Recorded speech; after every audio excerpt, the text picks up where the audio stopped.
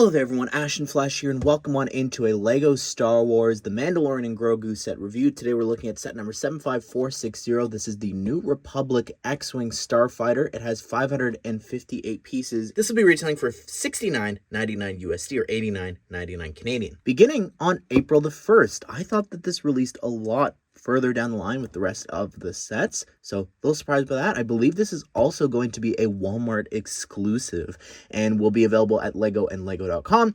And speaking of Lego, they did send this to me early to do this review.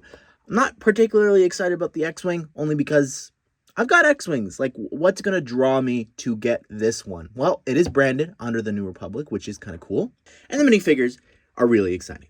You can see here on the back just how some of the functions and everything work here. So let's go ahead and let's build this set. Just want to show you, this is the sticker sheet, how I got it, and it's in rough shape. Two of the stickers have already got stuck elsewhere to a bag and the instructions and have peeled the paper. So I don't know how those are going to stick, but yeah. So here it is built. If you want, you can find time codes and chapters down below if you want to hop around to the specific parts of the video, like the minifigures or the functionality of the ship, minimal interior. But let's go ahead, let's take a closer look at this set. All right, so let's look at the X-Wing and the functionality first, because I think that is really cool. What you do here is you push and the wings will actually open up. And I think that's just like whoever came up with that first and perfected that.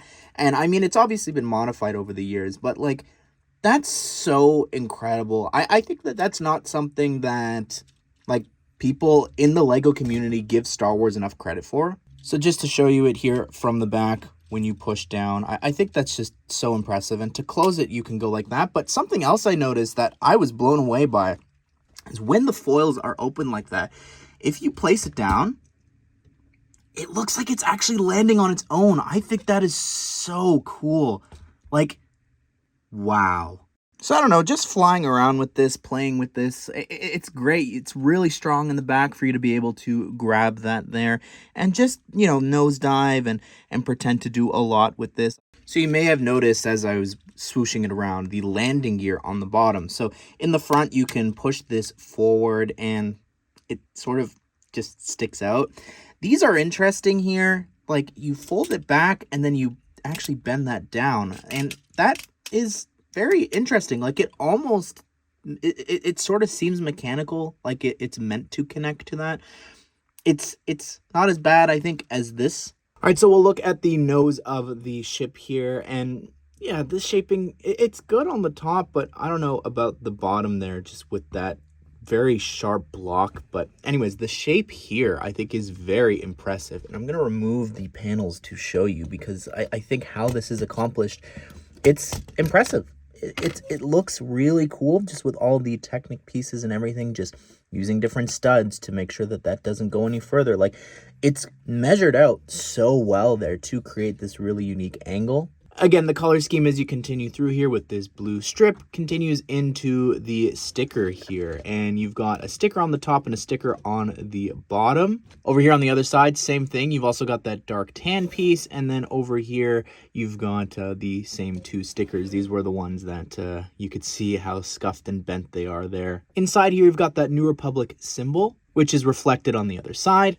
You could see there the big 3x3 pieces with the 2x2 with the stud in the center, and then you attach that little handle in the middle. So here for the exhausts, I think for the engines, you can see you've got stickers there, and they're quite detailed. Try and center them with like the triangle there with the studs.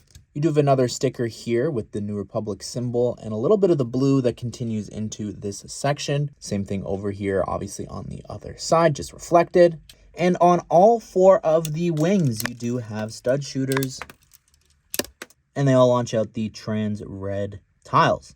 On the opposite side, no stickers on the bottom, similar builds, obviously just with a little bit of differences because of the landing gear. Oh, I also didn't talk about these, but you've got these pole pieces with the dishes and everything there on the ends. And now onto the back here, you can see the back of the engines with the pink. Looks great. I like that. And you can see a little bit of red as well there. And then also, this is really interesting. So this section actually has the mech torsos from Marvel, Ninjago, and even Star Wars, it actually lifts up. You could see that there's a little bit of pink showing through the vents there, but you're actually meant to put the blaster in the back as storage. I want to try, can you put the helmet here? And you can. So that's actually quite spacious. Let me see if I can put a blaster. Yep. Wow. So I'm quite impressed. Also, just part usage. I think that's really smart. I want to talk about this section here in the back. And I think this is my least favorite part of the entire thing. It just looks very sunken. And you'll see here, especially when you put the astromech droid inside, it just seems that it's so low down. And I think part of that is because it's a mix of things. It's the droid looking like he's sitting too much up, but also the side not covering enough of him. This part here that attaches to the front windscreen, that is too tall. And then this whole section, it just needs to be flat. I was looking at reference images, and like this part here is at the same height, and it just is a big like rectangle that continues into the back. I don't know what the solution is, because you'll see like when you open it, like all those beams and everything have to lift up. So I don't know what the correct like answer to that is, but it just looks sunken, if that makes any sense. The droid attaches to those two studs. The cockpit screen here that is printed, and it just lifts open.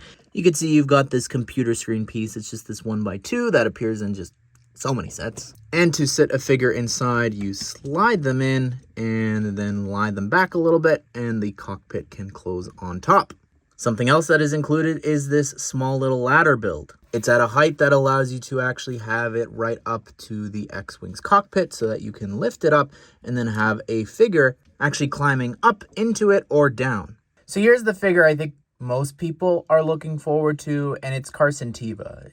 He just looks great here. I love the helmet that they've designed. It's detailed, it's perfect. I really like the face printing here, especially with the goggles and everything, the visor down. It looks nice with the strap, but you can not really tell that it's him until like taking it off. It looks just like him. I think this is amazing. I'm so happy to have him in my collection. I'm happy for the actor, who's a huge Star Wars fan and has just a huge Star Wars collection. So to add himself to that collection is going to be awesome. But other than that, like, no arm printing, no dual molded legs here, which does exist in a keychain you can get from Luke to upgrade these figures. Also, he doesn't have a headpiece or a hairpiece. He could have had that bald piece that's still around thanks to Harry Potter, but they'd have to recolor it, which I guess would be expensive, but like, yeah, definitely should have done that here. And here is Colonel Ward, who has a really nice helmet. I like the dark blue. It looks very nice and different here. And the rest of the outfit, it's the same. Again, nothing special here. Recommend getting a keychain. I might get two just to upgrade these figures. You've got the visor down there, as well as the strap going across the face. And then you've got the Sigourney Weaver head on the other side, which I think that does look like her. And unlike Carson Teva, a hairpiece is included here to cover the back head printing there, and I think this looks good. It looks like her. I think the hairpiece, it's interesting. It's only ever come in dark orange from Avatar, from her character there. And here's just a New Republic astromech. Nothing special, no name or anything, no back printing there. You've got nice printing on the front and a great looking head print there in dark green. It's nice, but yeah, I mean, not even a name, no back torso printing. Anyways, everyone, that is my review of the New Republic X-Wing set. I think that it's fine. I think that if you don't have an X-Wing, like if this goes on sale, I definitely recommend it. I think the figures here are pretty good. Like, I'm so happy to have Carson Teva finally, personally. That's somebody that I've been waiting for a long time from The Mandalorian, so love that a lot. Again, I've got X-Wings, so this does not appeal to me personally. Functionality-wise, it is always impressive what they've been doing recently. I guess, again, disregarding the Smart Brick one, but this is nice. Sticker detailing and everything here in the color scheme of it. It's not something that I would have personally wanted, but I am trying to collect every single Mandalorian set that they've ever released, so I would have gotten this eventually. Definitely would have waited a while, I think, but What do you think of it? Be sure to subscribe, turn the bell notifications so that you don't miss out on future LEGO Star Wars and the Mandalorian and Grogu set news and reviews just like this one. Hope you guys did enjoy the video. Hope you all have a great day. See you all in the next one.